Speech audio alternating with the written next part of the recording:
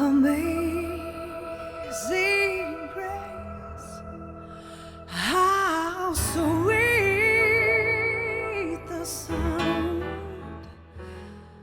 that saved a wretch like me.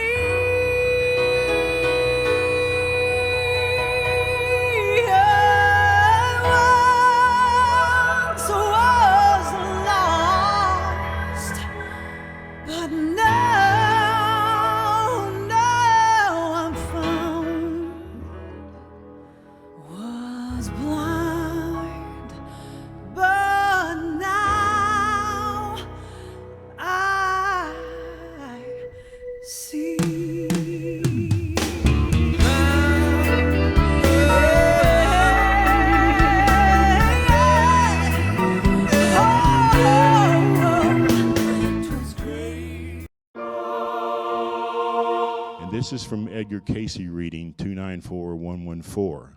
Death is not at all what most people think. It is not at all a horrible or fearful experience.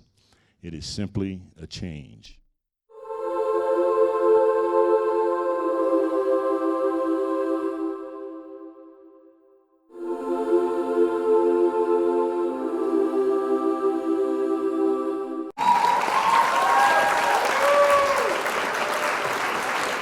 So I want to point out that the information that I'm going to provide here is partially gleaned from my own experiences.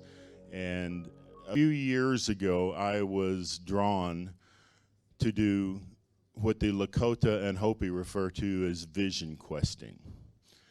I was living in Africa. I lived outside the United States for 33 years. I lived 9 years in South America, 1 year in India, 7 years in Africa, spent a lot of time in the Middle East and in Scotland. And while I was living in Africa, I started having dreams about a Native American shaman coming to me and telling me I needed to do a vision quest. I didn't know what a vision quest was. And I began lightly researching it. And in 1998, I decided to move forward with that, and I went through an experience for 7 years of fasting for 5 days. I'm a big person, and I knew that a 3-day fast wasn't enough for me. In fact, when I started doing the vision questing, I didn't even feel hungry for 3 days. That's how much excess weight I was carrying. But I did my first vision quest in the Red Rock National Forest, and nothing happened other than the fact that I began with a sweat lodge, fasted for 5 days, and ended with a sweat lodge. But it felt good. It felt like I was on the right path to something. And I was invited by the shaman to come back and complete the 4-year cycle. And he told me that if you accept to do this, you need to complete 4 years, and you need to do it once a year. And the process was that you took sacred tobacco as a sacrament and put it inside a cloth and say a prayer on it, tie it in that cloth on what they call a prayer tie, and you do 440 of these to prepare for the vision quest. And you also fast during this process. So at the time I was still working as an engineer. I took 10 days of vacation, and I began making the prayer ties. I had to cut 444 squares of cloth into 4 sacred colors, put tobacco in them, and say a prayer, either for something I wanted to achieve, or for forgiveness, or for someone else to have a healing. And after I have big fat fingers, and after tying 444 of these together, which took me about 18 hours, I had this big pile of thin rope. And when Yellowbird came to me and told me to put them in a circle, they were all tangled up. And I said, well, I'm going to have to cut the string and tie them together, otherwise it's going to take me hours to untangle them. And he said, no, you can't do that. And so it took me another 6 or 7 hours to untangle them, and the rope at that time was probably 150 feet long, but I put them in a circle. And it was frustrating, and I said, Yellowbird, I said, I'm really just coming here to fast, and I know you have your own particular beliefs, but I'm really just wanting you to supervise me in a fast. And he goes, well, this is the way the ancestors do it, and this is where my energy comes from, and you have to follow this procedure. So I did, and I put the prayer ties in a circle, and we denoted the directions with cairns of rocks and tobacco offerings and cloth. I went inside, and I was not able to leave that circle until after we were finished. And 3 days in, I understood why I had needed to make the prayer ties.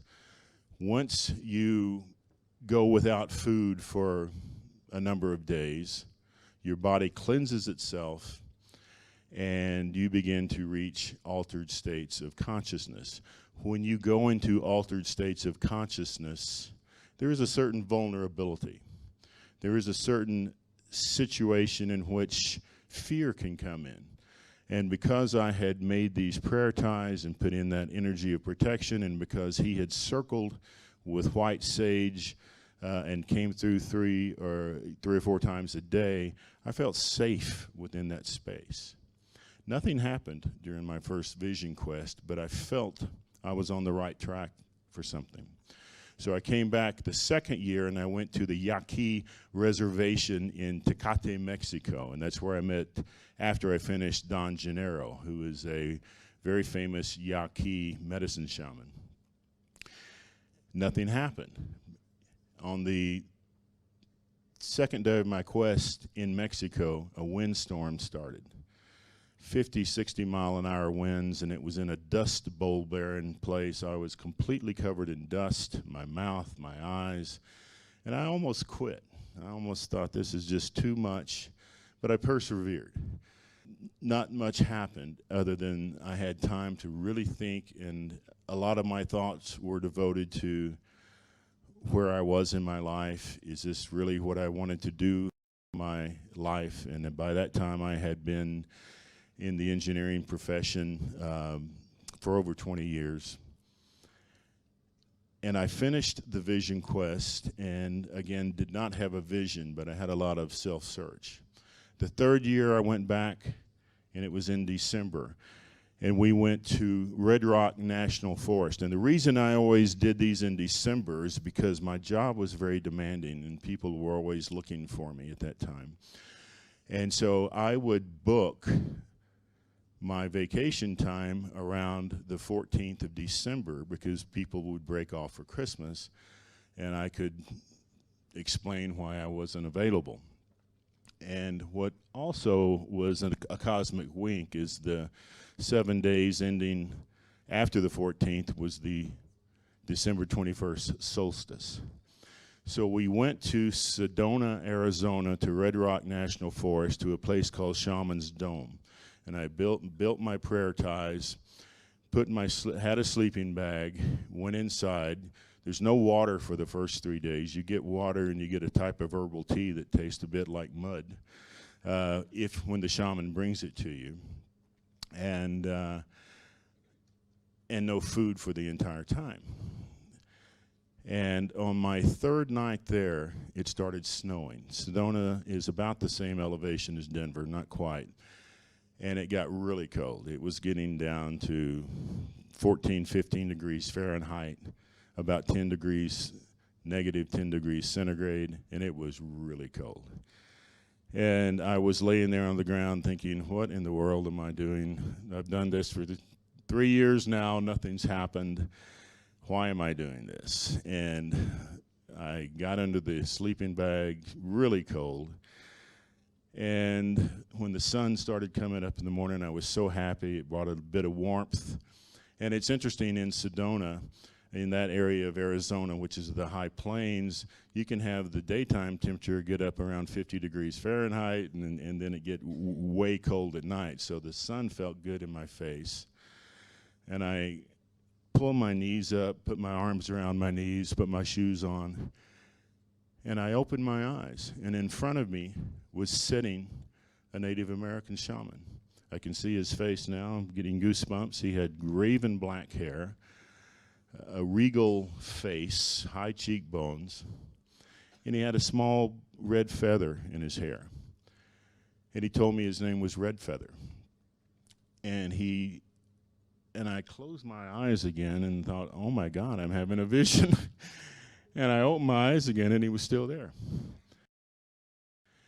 And it was a breakthrough for me because in my youth I had experienced, and I played basketball on a scholarship.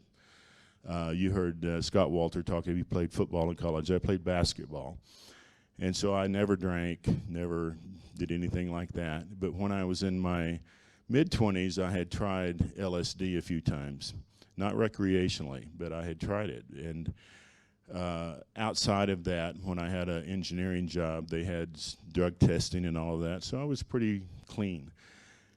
And I was having a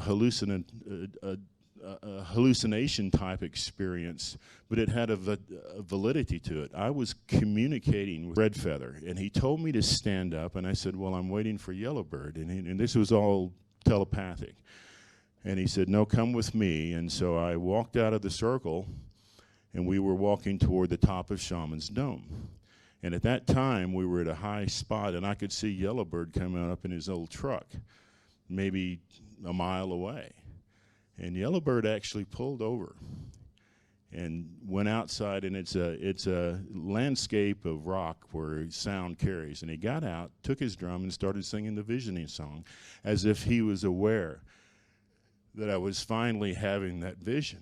And it was powerful. And I walked with Red Feather up to the top of Shaman's Dome, and then immediately I'm flying over Red Rock National Forest. And I'm seeing things in 3D. I'm seeing people turn their lights on. I'm seeing cars starting to go to work in the morning. And it was a phenomenal experience. It showed me that there is another dimension of reality. And when Yellowbird arrived at the scene and he came up on top of the rock, there were 6 inches of snow on the ground. And Yellowbird had a snake skin, and he said, this is powerful. This is winter. Snakes are in hibernation. And when he was coming across to the site, a rattlesnake had moved across the path, and he tried to avoid it. He ran over it, and then it ran over its head in his old truck and killed it. And he skinned it and brought it to me as a gift of the vision, because the snake represents change in Lakota belief. They change their skin every year. And he said, you've made a big breakthrough. And I still have that snake skin that I have as a hat band and the rattles. And that was a powerful experience. Things that, on the one hand, you might say were a result of hallucinations from fasting, but there was a validity to it. There was a meaningfulness to it. And this was my 3rd day, and in the 4th day, he took me down into a cave called Shaman's Cave. And I had incredible visions and was out of my body. And I was told then that I needed to complete the other 3 vision quests, and then I needed to go to South America to do shamanic visioning, which I did. I was in La Paz, Bolivia, as a geologist, and I had met a Peruvian shaman that offered ayahuasca. And so and you have to realize that in Peru, Ecuador, and Bolivia, you have a majority population of indigenous. And so ayahuasca is not illegal, it is considered a sacrament. So I walked into a tourist agency to book a flight to Peru. And I said, I want to do the vuelo de condor, which is the flight of the condor, meaning the ayahuasca. And she says, well, you're going to have to fly from La Paz to Buenos Aires, and Buenos Aires to Lima, and then Lima to Puno. And it's going to take a day and a half. And I said, oh gosh, you know, I don't have that much time. And she said, well, there is a shaman here that does the vuelo de condor. And she gave me his phone number. And I called him. And his name was Miguel, and I said my name and that I wanted to do the Flight of the Condor. And he said, how did you get my phone number? This is a new cell number, and I've not given it to anyone. And I said, well, this lady at the travel agent gave it. And he was confused by that. And I told him what I wanted to do, and he said, well, you know, we don't do it for one person, and I would have to meet you. It's not for everyone. And so we talked a little bit, and he said, well, I'm going to have to think about it. And then I called him back in an hour, as we had arranged. And he said, what are you doing down here? And I told him. And he said, what company do you work for? And I told him. And he goes, my college, he had actually, then he switched to English. He had actually been educated in the United States as a anthropologist. And he said, well, my college roommate works for that company. And as it turned out, his college roommate was our vice president of human affairs. And so with that connection, he agreed to do the medicine. And I went to his retreat at 17,000 feet in La Paz and had one of the most amazing experiences of my life. I was alone in the kiva. And when he gave me the ayahuasca, it was a small glass, and I really wanted to have a powerful experience. And so I waited about 30 minutes, not much happened. And I went back and I said, Miguel, nothing's happening. Can I have another glass? And he said, that's powerful stuff. Are you sure? And I said, yes. And I took it, and whoa. About 15 minutes later, the best way I can describe this experience, I'm going down a roller coaster at 2,000 miles per hour, and below me is the abyss. And if I fall out, I'm lost forever. And I was just, oh my God, what have I done? And I'm holding on, and I'm holding on. And then it leveled out. And this experience is personal, and a lot of the visions that I have, I'm going to share with you in a short matrix. But at one point, Miguel came to me, and he blew Amazonian smoke into my chest, and he said, calm down. He said, you can clear 10 lifetimes tonight if you work. He said, don't quit, work. And I suddenly was taken to this place that was covered in vines, and these men wearing strange green hats came up to me and asked me if I wanted to enter into this space. And I did, and I went in. And I had a review of my life. And every person I had ever hurt, I felt it from their perspective. And I asked for their forgiveness. And I would release it, regurgitation of energy. Like, how many of you seen The Green Mile, that movie? And when the guy's in the jail and those bees come out, and that's what it was like. Originally, it contained liquid, and at one point into the night, it was dry, but it was coming out. And I went through my entire life. And everyone that had ever hurt me, I faced them, and I released the hurt, and we talked about it. And I was so far into that I forgot that this was James sitting on a mountain in Bolivia having taken this medicine. I was in that place for 50 years. And when I came back down, I was so happy to realize that I was still alive. And that experience that might be akin to what the Christians would call the afterlife judgment was so real that for weeks afterward, I was calling up people and apologizing for things I had done 30 years before. And I was determined to put my life on track. And it was a powerful, powerful experience. But before I got into that place, there was a place that I got to that right after the experience of the roller coaster, where I felt scared. And it was what they say in Spanish, the campo de medio, the field of fear. And I had to overcome that fear. And it was a blockage of the ego, because to go into that higher dimension, my ego had to die. And so what I had in that experience, I'm going to relate to here, it was like death. The ego is necessary for survival, but to go beyond it, it has to go to sleep, and it doesn't want to go to sleep. And so the fear was there. I had to willpower past it. And when I got to that other side, I was no longer me. It was like there was a narrator that was higher than me, And I hope this makes sense to you in the terms that I'm saying. I was more than me. And I knew that it was similar to the death experience, that when we pass to that other side, we become a collective of all we've ever been, and we release those fears. And I had some incredible experiences after the judgment part, where I was in 3 places at one time. In one place, I was in a massive temple, giant columns, and I'm hiding behind and looking up, and there is a chair with a giant elephant sitting in it. I didn't even at that time know who Lord Ganesh was, but I was like the mouse looking up at him, and I could hear sitar music. And he was a giant. He was massive, and he told me he was going to help me remove obstacles. And that's all I really remember, except that it was so powerful. And to this day now, I have statues of Ganesh in my home, and he is a powerful, powerful being. And at the same time, in another realm, I'm on a spaceship being shown around a Syrian Pleiadian craft. And the beings on there are very thin, and the person showing me around was another version of me, except a lot thinner. And I could go on, but what it did is it took me into the after-death realm. And so I'm going to share a little bit in this presentation. And I've done since then ayahuasca a number of times. In fact, next year we're leading a pilgrimage to Peru, and we're offering that option. And I'll talk about that perhaps tomorrow. But I did ayahuasca another 8 times after that.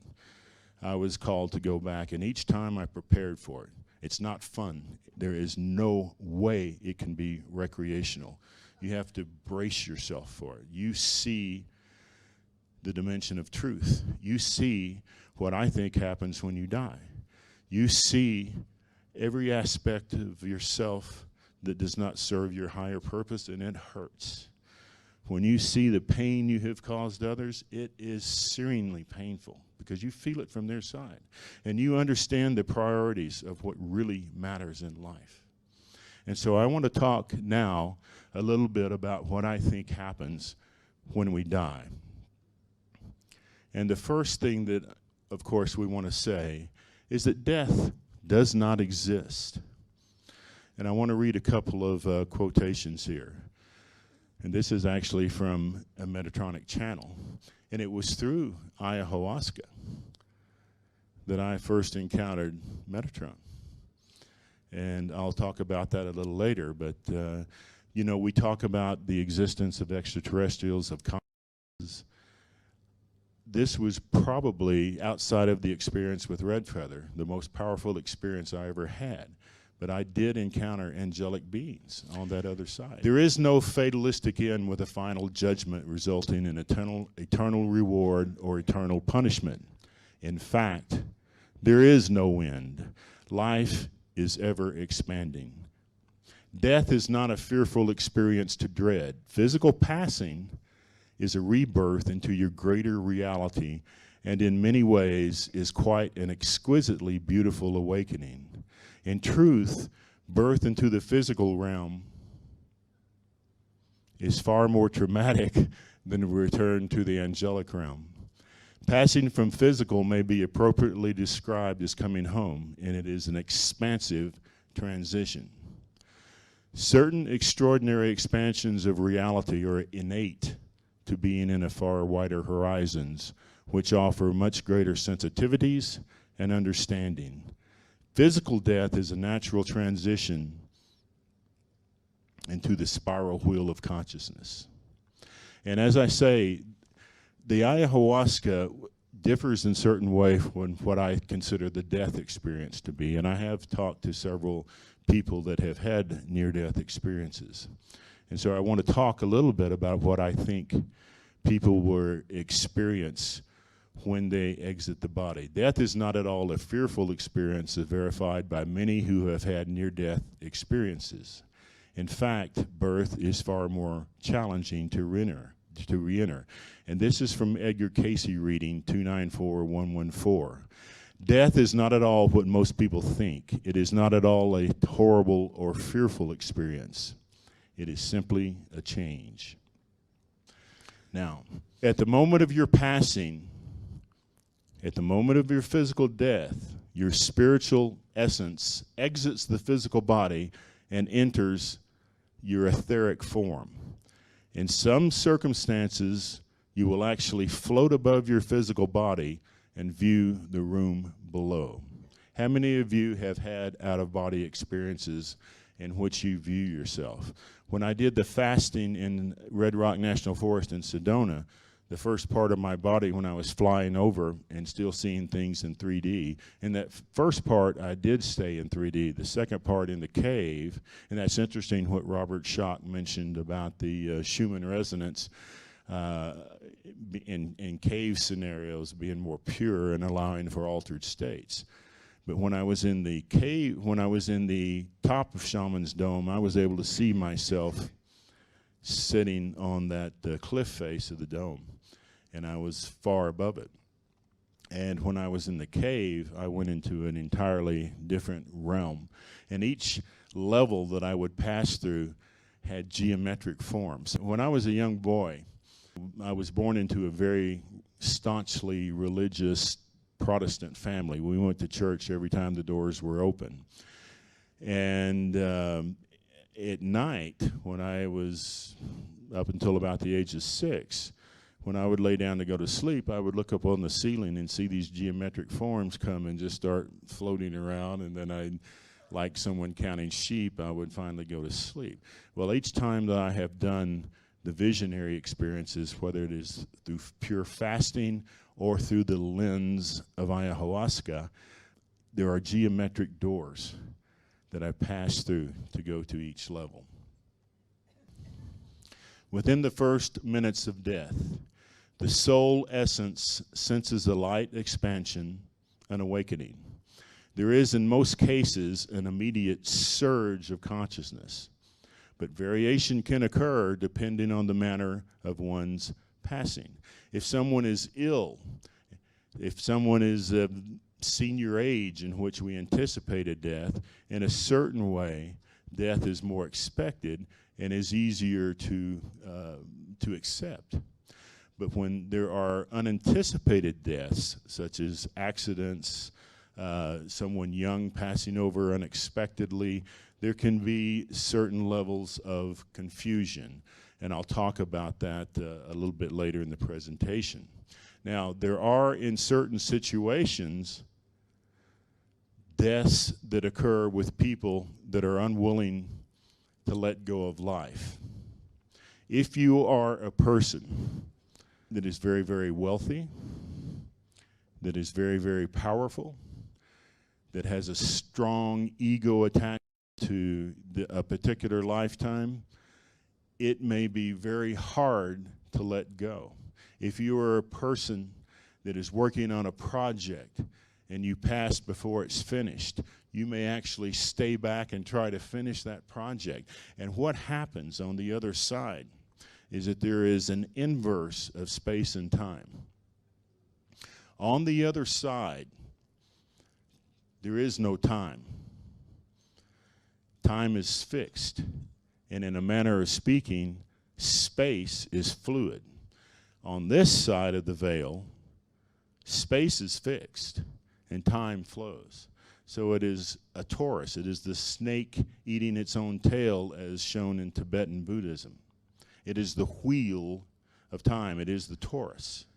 There is a place, and there is a theory that was put forward by Dr. J. Alford, that at Planck's number, and that's a completely different presentation, space and time merge into this fog, and then they solidify in the after realm of the torus. But when you first die, you may feel suddenly that you're in multi places at once. You will discover that when you think of a person, suddenly you're there. When you think of a place, suddenly you're there. So you need to realize that physics on the other side are mental.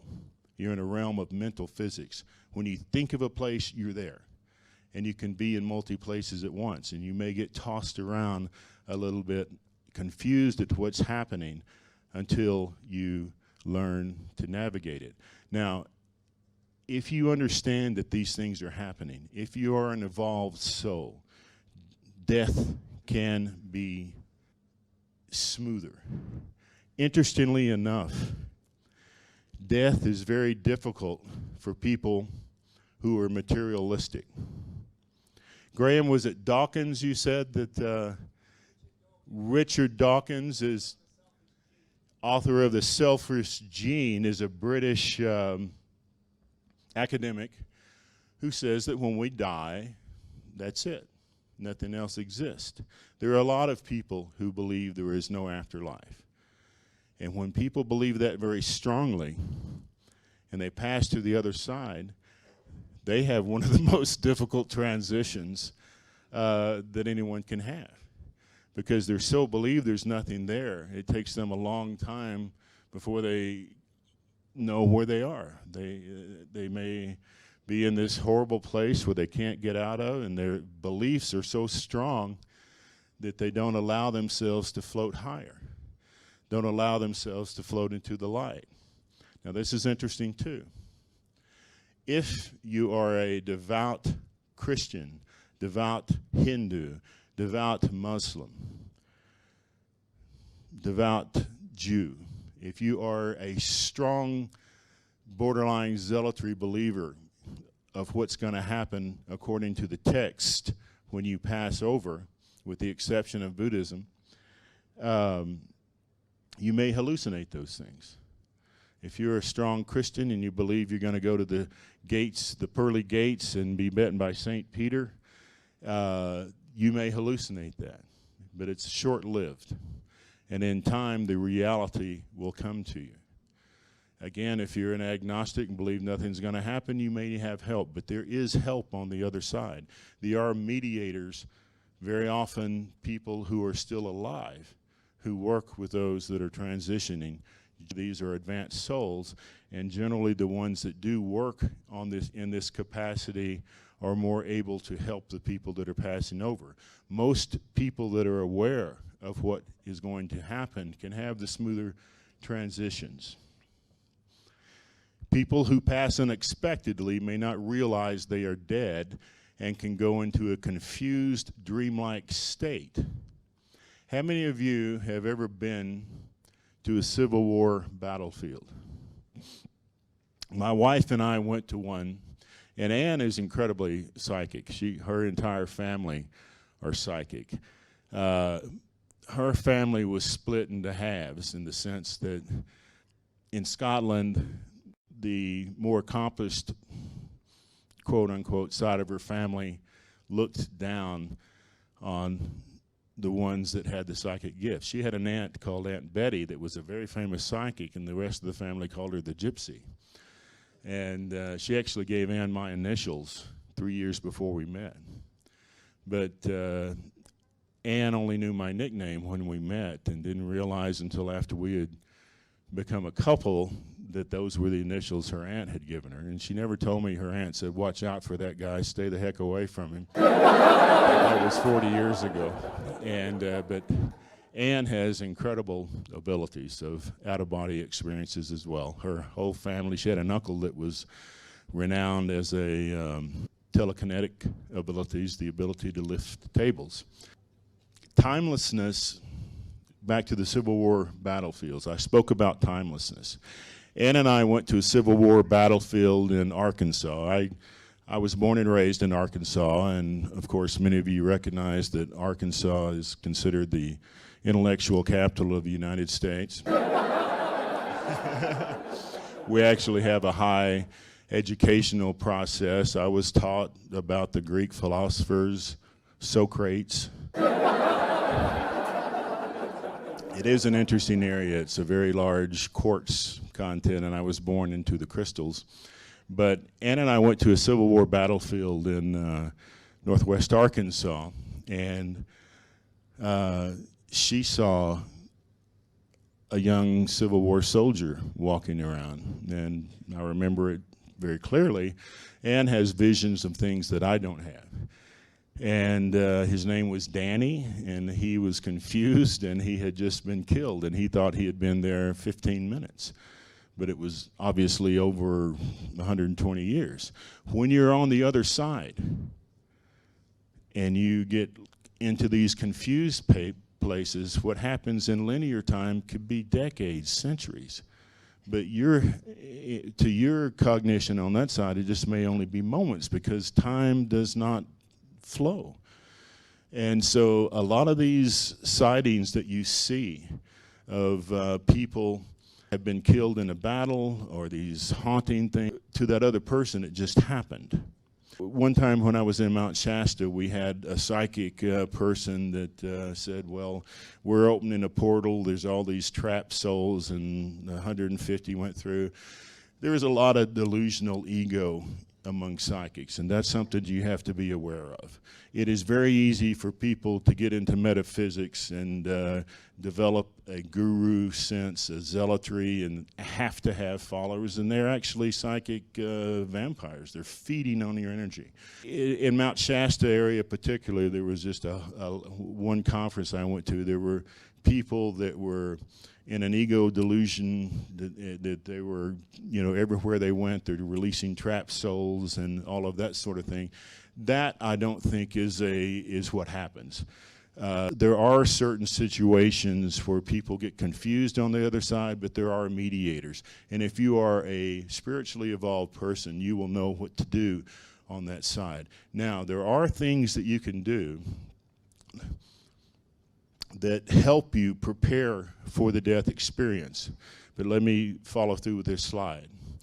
Once the threshold is crossed, an automatic transition occurs, and one rises into a higher state of consciousness. And the higher states have many levels that correspond to dimensional fields.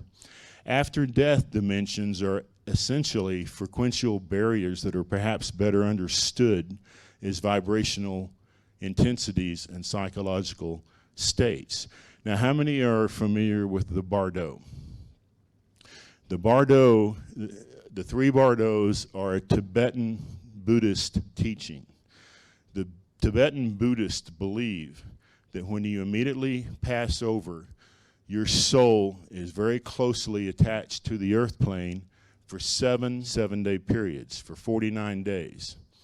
And generally, a Tibetan monk will take the text of the Tibetan Book of the Dead and read it for the person passing over to hear.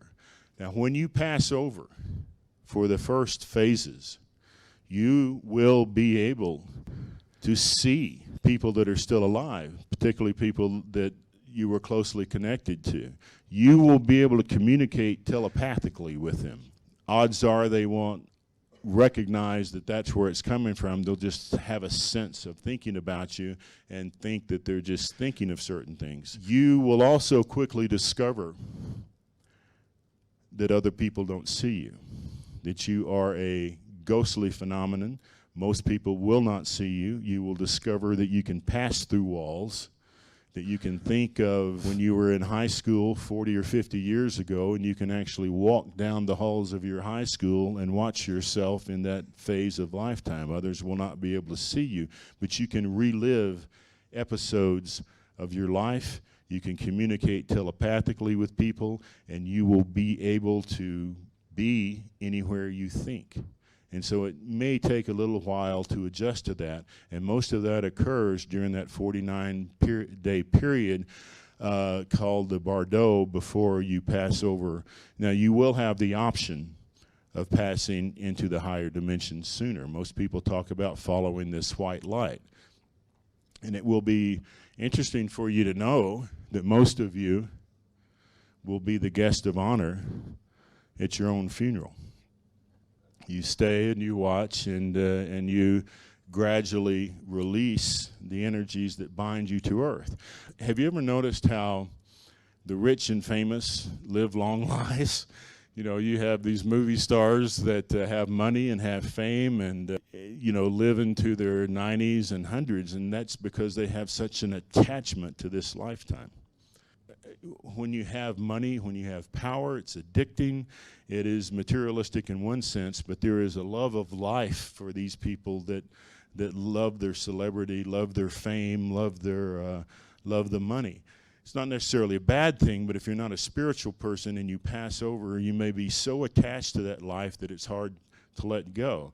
And it is in those cases that mediators will come across and help them release. I was a foreigner for over 30 years. I never lived in an English-speaking country. I never had a great interest in watching novellas in Brazil or in Venezuela or Bolivia, or political rallies in Gabon or Congo when I lived in Africa. I didn't watch television, not because I was any particularly noble person, but because it wasn't interesting.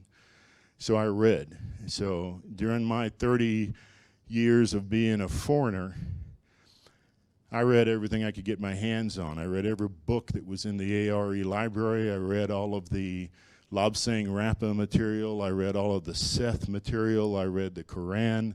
I read the Vedic text. I studied the Bible. I read everything and had a tremendous interest in metaphysics.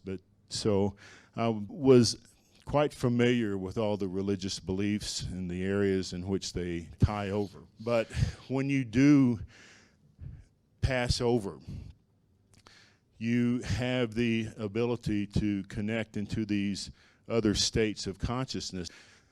Initially, you will be able to rest if rest is desired or required. The resting phase is one of great expansion in which an ambience of ecstasy occurs. Often there is a feeling of floating in a field of bright white light lined with extraordinary vivid colors. In this phase, you will be in a blissful state and adapt more easily into the understanding of the separation that has occurred. But you will still be able to focus thought to the earth plane. You will discover that thought takes you quickly to wherever and to whomever you place your focus. You may visit and comfort your family. You may visit with friends and relatives. You may revisit the past.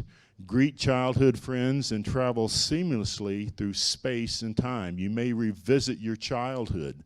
View yourself as a teenager surrounded by family, a child surrounded by family at Christmas, or walk down the halls of your high school as it existed decades earlier. Higher self always chooses the time. It is important to understand that no one dies without choosing to do so. The higher self ever makes the decision. Therefore, no one dies before their time. Yet there can be a sense of an unfinished life, so to speak, when the chosen life lessons selected by you for one reason or the other were not completed. In some circumstances in which one may die in a sudden, unexpected situation, such as an accident, in which death occurs abruptly, there can be a brief period of confusion. However, this is infrequent and usually only occurs if the person is overly attached to the physical life and cannot let go. Generally, this occurs in lesser developed souls, among those who feel they did not complete their goals, or souls who became so attached to their particular lifetime experience for various reasons that they cannot accept the transition. In very rare cases, one may, after death, so firmly refuse to accept that death has occurred that they focus emotional energy toward re-entering the physical form. In other similar scenarios, one who has been obsessed with a particular goal or ongoing completing project may try to complete it for a time in a hallucinatory constructed realm before they accept and realize that their earthly sojourn has ended. But even in such extreme cases, the obvious eventually becomes clear. Navigation in the intermediate dimensions of the non-physical realm. You may have to relearn certain laws of behavior, for you may not immediately realize the creative potency and locomotive attributes of your thoughts or emotions in the afterlife environ in the immediate passing. You may be astounded to find yourself in 5 different environments simultaneously with no idea at first of the reason behind the situation. In the beginning, you may see no sequential continuity to movement and feel flung from one place to another with no rhyme or reason, quite literally shifting from one experience to another. You may not immediately realize that your thoughts are propelling you as fast as you think them. So immediately following death, there are stages of relearning navigation and adjusting to the new state of mental physics. And as I mentioned before, time and space, the torus. In 3D, space is fixed and time is moving. The reverse occurs in the higher dimension. Time is fixed, there is no time, and space is mobile, meaning that when you think of a place, you're there. Now this is interesting. Adjusting self-image. As you realize you are no longer in your physical body, you will find yourself in another form, an image that will appear physical to you, but you will quickly learn that you cannot operate within the physical system with it in the same way you did while you were living. The difference between your etheric body and the physical body will become obvious. As you are not seen by the living, you are ghostly, and you have the ability to pass through physical matter. Initially, you will see your physical form. You will see yourself on the other side appearing like you did in life, but you usually will choose your physical prime status. You're going to pick the way you looked in your most robust years, probably in your early 30s. But as you move higher and you float beyond the intermediate stage, you will begin to choose an image more representative of who your soul is. As you drift into plurality consciousness, you will realize that you are neither male nor female. You will realize that you are all you ever were, and you may become a photonic amalgamation of the plurality of whoever you are. And it is interesting. When I did the ayahuasca on my 3rd experience, I became very aware that I was not the personality aspect of who I am in this life. And in a certain way, there was a disconnection. When I was going through that life review aspect, and I was highly, highly emotionally attached to it until I released the energy. When I came back 6 months later and did it again, I went into experiences in which I encountered angelic beings. But I didn't feel as connected to James, to Tib, in this lifetime. I felt like I was more than that. I felt like I was a higher aspect. Isn't it interesting sometimes when even if you are aware of past life incarnations, even recent ones, you don't always feel so connected to the emotional parts of it. And you don't necessarily identify so strongly with that other lifetime because it is your personality ego in this one that you're focused on. But when I went across that 3rd time in La Paz in Bolivia, I became a higher part of myself. And I'm going to share with you some experiences that I had there that are highly personal. And again, I will be the first to admit that this may be a personal hallucination, but it was real to me and it had validity. And so on that 3rd occasion, I went to a certain level and I saw a teacher. I saw an angelic being. And this was 2007. And it was a angelic form that had 3 electrons circulating almost as if they were juggling a ball. And the being introduced himself to me as Archangel Metatron. And my experience was that he took one of these spheres, placed it into my chest, and told me that on the level that he was a step down of the higher version of Metatron, and that I would be allowed to move quickly into the higher state to get a glimpse of Lord Metatron, of the higher version. And I was wrapped, and again, this is symbolic, and it may or may not have been something that had meaning other than an analogy or a symbol, but I was wrapped in a type of gauze, and I was shot up into this tube and brought out, and I had two people or two beings with me of light, and I saw this giant golden head that looked like the heads on Easter Island, and it was a shimmering gold, and it seemed like it was hundreds of feet high.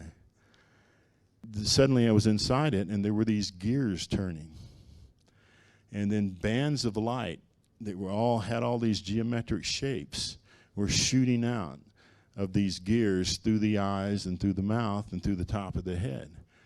And I was told this was the higher form of Metatron, and that he was generating the geometry of universes.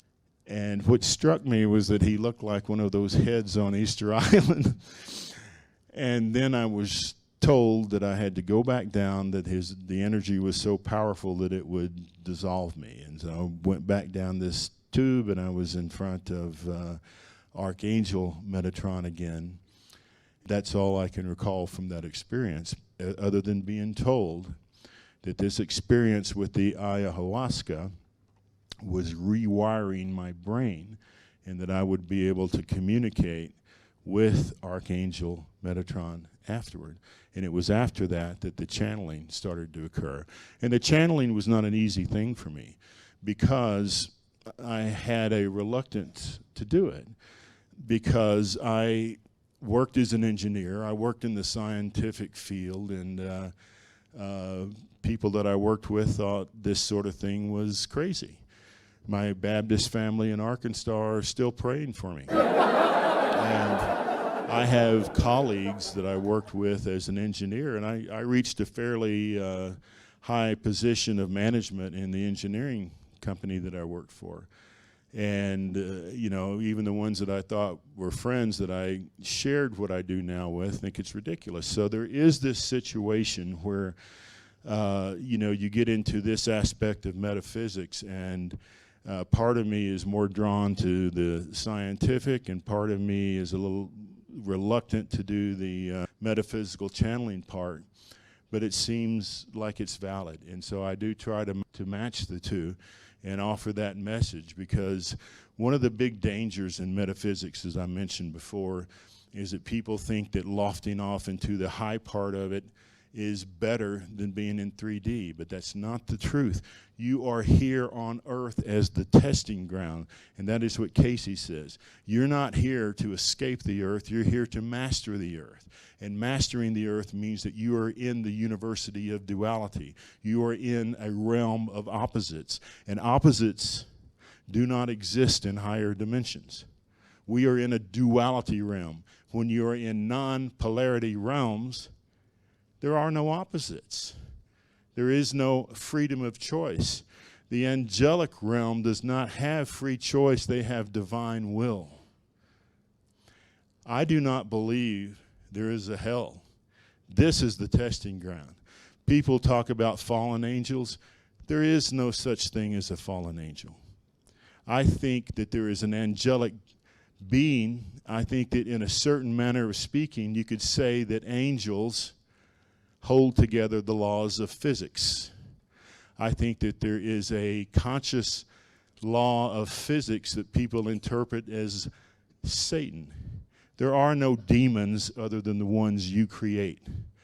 But humans can create demons. Humans can create negative thought forms. When you think evil of someone, it goes to them, and vice versa. When someone tries to control your will, tell you what to do, they're going to attach here. And if you don't know how to close it, they will be able to take your energy. You have to learn in duality there are certain rules, but there are no devils, there are no demons other than the ones that we create. There is no hellfire on the other side. You may briefly hallucinate that, but it's not there. We are here to evolve, and the earth plane is the testing ground. Edgar Cayce, as John Van Auken mentioned briefly in his presentation yesterday, talked about us experiencing other realms of life, even while we're in this one, sometimes in sleep state, but certainly in between lives, where we go to other planets, as he mentioned, to learn aspects of consciousness. Remember him talking about Saturn, which he said was the fires, where certain souls would be rebooted.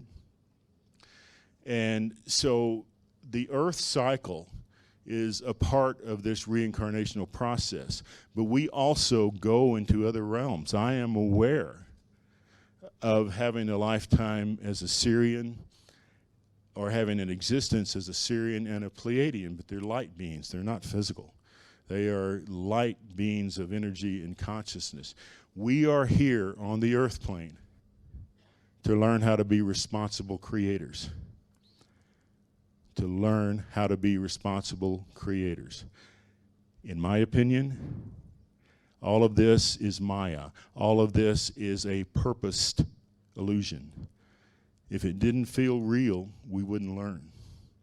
If it didn't hurt at times, we wouldn't learn.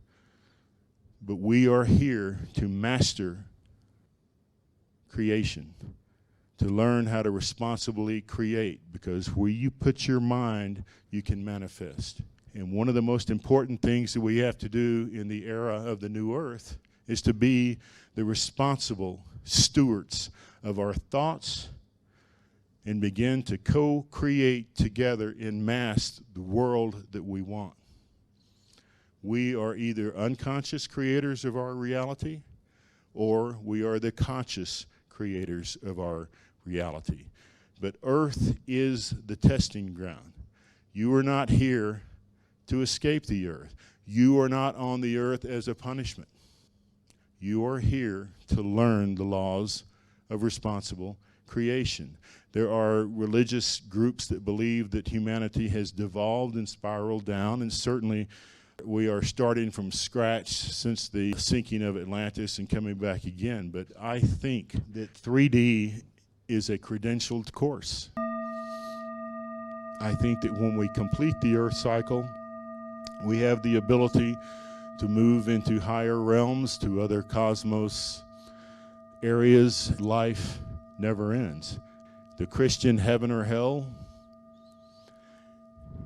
I do not believe that the other side is a resting place. I think that when we go there, if we want to rest for a while, we can, but we study and we keep moving forward. There is no heaven or hell. Take a look at this one. Here's here's an imam, a priest. We died, but at least we shall finally see which one of us was right all along. And they're in front of Thoth. The life review.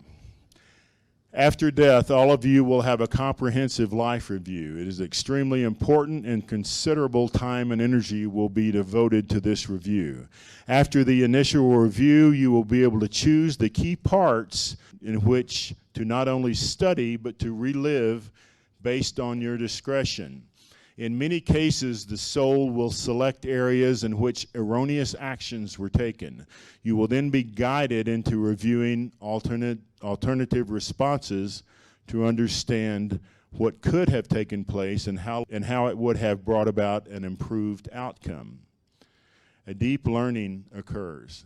This is what your religious texts refer to as the judgment. However, in this state, there are not guilt and torment. On this level, you are above the personality as you think that you're detached, and you look at it as a third-party observer to learn what actions could have taken place and have resulted in a different outcome. The judgment of Matt usually occurs at what is called the second Bardo stage, 7 to 12 weeks after passing in linear approximation. Again, this is based on my thinking, and of course I have no way of actually truly knowing this, but this is what I have been guided. This is what I believe. Tibetan Buddhists believe that the human soul lingers between realms closely connected to the physical world for 49 days. In this timing, a monk will read from the Book of the Dead, instructing the soul on what to expect and how to move higher at completion. And these are the three stages: the Chikal Bardo, the Chonyid Bardo, and the Sidpa Bardo. And it is the third stage that you complete taking the lessons of this lifetime and move into higher realm. Death is not an eternal resting place. There is not a heaven with streets of gold or a demonic torment or a lake of fire. And there is no infinite void. Although you may briefly experience hallucinations of these if you strongly believe in them. Even so, there will be short-lived visions, and there are guides to carry you into the higher realms. And I'm going to end with this slide. This is from the Casey readings, and he talks about the completion of the earth cycle. And we are not there in a physical form, but in a mental state. Mercury as mind and mental development. Venus, learning the nuances of love, emotion, and nurturing. Earth, the testing ground. Mars, emotional temperament, using willpower wisely. Jupiter, strength, leadership, wisdom, confidence. Saturn, spiritual purification, the crucible. Uranus, psychic, intuitive, chakric development. Neptune, esoteric studies and mystics. Pluto, mastering adversity. The moon, balancing the removal of doubt, feminine balance. Sun, vitality and spirit. Arcturus as the entry and exit point, and the area of creativity. And so in closing, just remember that we are all here as students. We are all here to learn mastering responsible creation. In metaphysics, don't become airy-fairy. Don't become rose-colored glasses. We live in a true world of duality. You have to be able to relate to one another, not loft off into some isolated place and meditate 24 hours a day. There is a certain aspect of that, and there may be certain lifetimes you choose for that. But you are here, your greatest lessons are learned through relating to one another. Don't take a superior attitude. The time of the guru is past. If anyone comes to you and tells you, you need to do this or you need to do that, that's a red flag. You are your own guru. You are your own decision maker. You do not give your power away. Metatron says that, or when the love of power is replaced by the power of love, humanity will make a quantum leap. When the love of power is replaced by the power of love, humanity will make a quantum leap. However, love without strength is incomplete. Strength is required to complete the university of duality, and life never ends. Thank you.